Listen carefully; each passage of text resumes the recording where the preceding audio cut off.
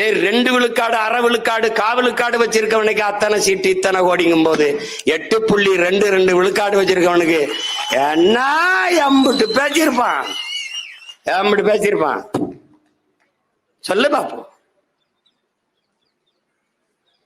10 பேர் உள்ள போகலாம். நீங்க உள்ள போய் போனவன் என்ன பண்ணான்னு கேட்டா பதில் இல்லை. போனவன் என்ன பண்ணா? மேசையை தட்டான். அதை எங்க வீடு மாட்டு சாணியை தண்டாலும் 2 ராட்டியாவது ஆயிருக்கும்.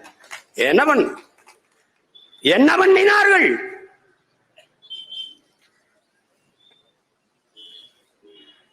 இவர்கள் பேசுவதை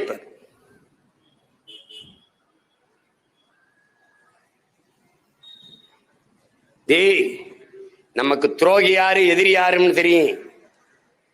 ஆனால் எதிரியும் துரோகியும் விட ஆபத்தானவர்கள்.